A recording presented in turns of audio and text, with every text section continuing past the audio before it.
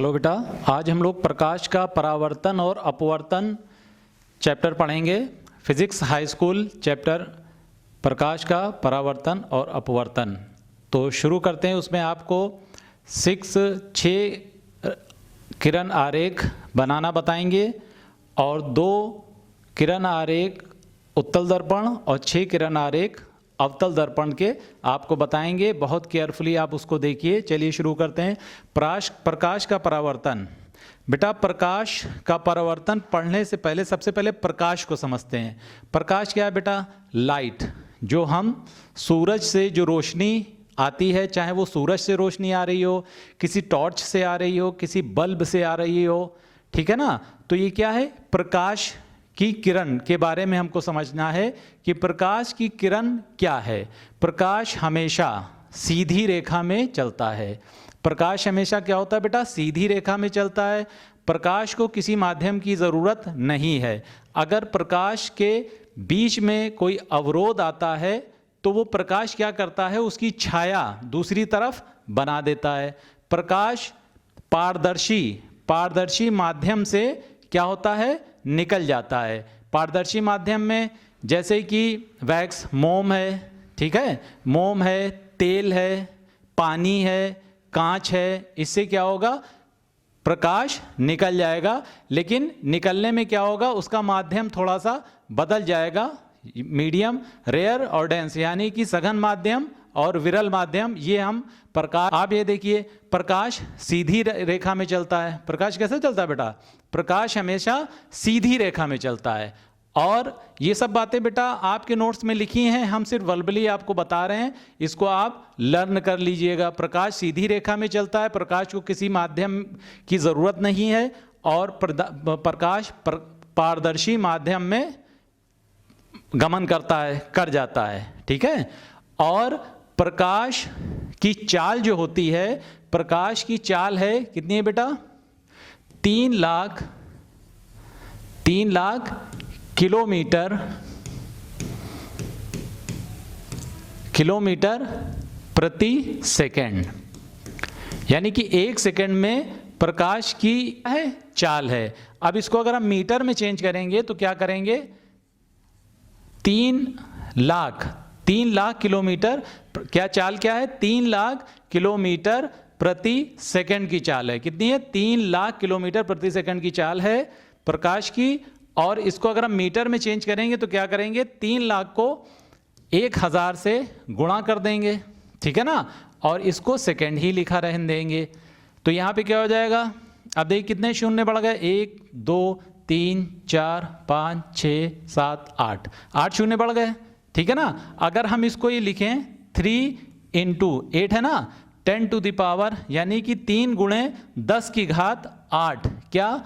Metre पर second. क्या है बेटा ये आपकी प्रकाश की चाल है। क्या है बेटा? ये प्रकाश की निर्वात में चाल, ठीक है ना, निर्वात में चाल। यानी कि प्रकाश जब धरती पे आता है तो उसकी चाल क्या है? ये है, ठीक है ना। आ रही ना बात समझ में? तो प्रकाश की चाल क्या हो जाएगी? 3 × 10 की घात 8 मीटर पर सेकंड। ये आपका एक क्वेश्चन ऑब्जेक्टिव या सब्जेक्टिव, वस्तुनिष्ठ, ठीक है ना, ऑब्जेक्टिव या सब्जेक्टिव बनता है, ठीक है। नेक्स्ट, अब आगे क्या देखते हैं? अब प्रकाश, अब एक देखिए, अब इतनी चीज आपको समझ में आ गई। प्रकाश की किरण किसी अगर समतल सतह पर पड़ती है तो क्या होती है? उसी माध्यम में वापस चली जाती है। ये क्या है? प्रकाश का परावर्तन। ये तो चाल हमने समझ ली। प्रकाश की चाल हमको क्या हुआ बेटा? समझ में आ गई। तो अब हम क्या करेंगे? अब हमको क्या करना है? प्रकाश की चाल समझ में बेटा आ गई। अब हम परावर्तन, प्रकाश का परावर्तन पढ़ते हैं। तो प्रकाश का परावर्तन, जैसे आप ये देखिए बेटा, प्रकाश का परावर्तन, कोई भी समतल सतह पर, ये देखिए, ये सतह क्या है बेटा? ये समतल सतह है, ठीक है। समतल सतह पर अगर प्रकाश की किरण आती है तो क्या होती है? परावर्तित होकर, क्या होती है? परावर्तित होकर उसी माध्यम में वापस चली जाती है। ये क्या है? ये है समतल दर्पण। क्या है ये? समतल दर्पण है ये देखिए, ठीक है। इसमें ये शेडेड बना दिया बेटा। दर्पण में क्या होता है बेटा? दर्पण एक तरफ से पॉलिश्ड होता है, एक तरफ से सादा होता है, ठीक है। तो ये क्या है? समतल दर्पण है। और इस पे ये देखिए, ये प्रकाश की एक किरण आई, ठीक है। ये प्रकाश की किरण है, ठीक है ना, प्रकाश किरण है। ये क्या होगी? आपतित। आपतित मतलब आने वाली किरण। ये आई और इस पॉइंट पे, ठीक है ना, एक बी पॉइंट पे होके क्या हो गई? परावर्तित हो गई। ये देखिए परावर्तित, ये साइन परावर्तित का दिखाएंगे आप। तो क्या हो गई? आपतित होके परावर्तित हो गई, ठीक है। तो अब देखिए इसमें एक अभिलंब, बीच में एक अभिलंब डाल देते हैं, परावर्तन बिंदु तक एक अभिलंब डालते हैं, ठीक है। अब उस अभिलंब में देखिए दो कोण बनते हैं, एक कोण ये बन रहा है, एक कोण ये बन रहा है। जो प्रकाश की किरण बेटा आ रही है उसको आपतन कोण बोलते हैं। क्या बोलते हैं? आपतन कोण। उसको आई से डिनोट करते हैं, लिखते हैं, ठीक है ना। आपतन कोण को आई से लिखते हैं और परावर्तन कोण को आर से लिखते हैं। आई से इसलिए इंसिडेंट रेज और क्या होती है? रिफ्लेक्टेड रेज, ठीक है ना। तो ये क्या हो गया? आपतन कोण, परावर्तन कोण। ये बेटा क्या होते हैं? दोनों कोण बराबर होते हैं। आपतन कोण और परावर्तन कोण क्या होते हैं? बराबर होते हैं। तो हम यहां पे लिख सकते हैं एंगल आई, कोण आई बराबर कोण आर, ठीक है। ये याद रखिएगा। इसको हम लिखते हैं साइन आई, साइन आई बराबर साइन आर। इतनी चीज भी बेटा याद रखिएगा, ठीक है। आगे बढ़े, इतनी बात समझ में आ गई। अब इसके बाद हम बढ़ते हैं दर्पण पे।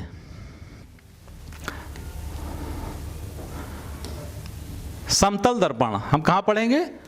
समतल दर्पण।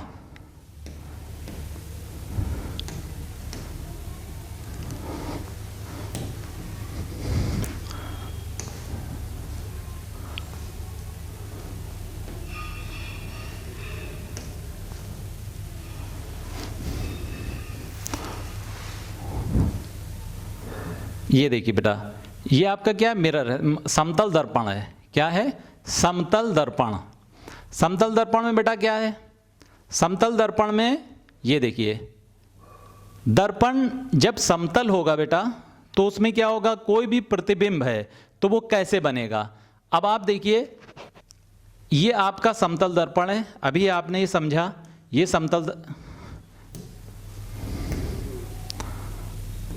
समतल दर्पण है बेटा, ठीक है। ये देखिए ये समतल दर्पण है और यहां से एक देखिए ये एक रे आई और यहां पे पड़कर क्या एक किरण आके क्या हो गई? परावर्तित हो गई। ये क्या हो गई? ये आपतित किरण है, यहां पे होके परावर्तित हो गई। ये क्या है? ये आपका अभिलंब है। क्या है बेटा? ये अभिलंब है, अभिलंब, ठीक है। अब यहां पे समझिए इमेज कैसे बन रही है। ये देखिए बेटा, ये क्या हो रहा है? ये देखिए, ये इसका अक्ष कैसे बन रहा है। ये यहां पे जाके देखिए, ये मान लीजिए ये पॉट यहां रखा है, ठीक है। ये पॉट देखिए यहां रखा है, ठीक है। इस पॉट पे ये पॉट कहां रखा है? ये पॉट बेटा यहां रखा है और इसका जो अक्ष बन रहा है, इसका जो इमेज बन रही है, जो इसका प्रतिबिंब बन रहा है, वो कहां बन रहा है? देखिए ये प्रतिबिंब इसके, ये देखिए इसके पीछे बन रहा है। तो अब इसमें क्या क्या चीजें हैं? मान लीजिए इसका प्रतिबिंब यहां पे बन रहा है, ठीक है। इसका प्रतिबिंब कहां बन रहा है बेटा? ये यहां पे, ठीक है। प्रतिबिंब इसका जो यहां बन रहा है बेटा, तो प्रतिबिंब टेढ़ा मेढ़ा है, उसको मैनेज करिए। प्रतिबिंब यहां पे जो बन रहा है तो क्या बन रहा है? क्या चीज है? अब आप इसमें एक चीज ये देखिए, ये प्रतिबिंब जो है इसमें क्या क्या चीजें होंगी, ठीक है। समतल दर्पण में जो प्रतिबिंब बनता है वो कैसा बनता है? सीधा। सबसे पहले तो क्या बनेगा? सीधा बनेगा, ठीक है। आभासी बनेगा, सीधा आभासी, वस्तु के बराबर, वस्तु के बराबर, और वस्तु के बराबर बनेगा और बराबर दूरी पर, बराबर समान दूरी पर, ठीक है ना, बराबर दूरी पर बनेगा। इतने पॉइंट याद कर लीजिए बेटा, सीधा आभासी वस्तु के बराबर और वस्तु से बराबर दूरी पर, और कहां बनेगा, पीछे बनेगा, दर्पण के पीछे।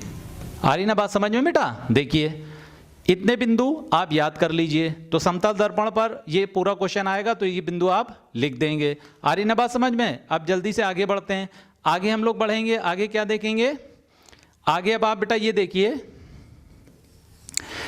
ये समतल दर्पण हो गया। अब पढ़ते हैं हम लोग बेटा गोलीय दर्पण। क्या पढ़ते हैं? गोलीय दर्पण। गोलीय दर्पण क्या होता है? गोलीय दर्पण का मतलब बेटा ये हुआ, गोलीय दर्पण देखें है यहाँ पे? नहीं है, चलिए। गोलीय दर्पण, गोलीय दर्पण आप ये समझिए, शेप से समझाते हैं हम आपको बेटा। जैसे ये शेप है एक, ठीक है, और एक शेप ये है, ठीक बेटा। क्या है, देखिए दोनों गोल हैं। अब इसको अगर हम कह दें कि ये गोलीय दर्पण है, ठीक है, तो आप इसको मान लीजिए ये गोलीय दर्पण है। तो अब इस गोलीय दर्पण में क्या होंगे? गोलीय दर्पण, ठीक है ना। गोलीय दर्पण, गोलीय दर्पण बेटा दो तरह के होते हैं। एक होता है उत्तल दर्पण, एक होता है अवतल दर्पण, और एक होता है उत्तल दर्पण। उत्तल दर्पण, ठीक है। एक होता है अवतल दर्पण, एक होता है उत्तल दर्पण, ठीक है ना। तो अब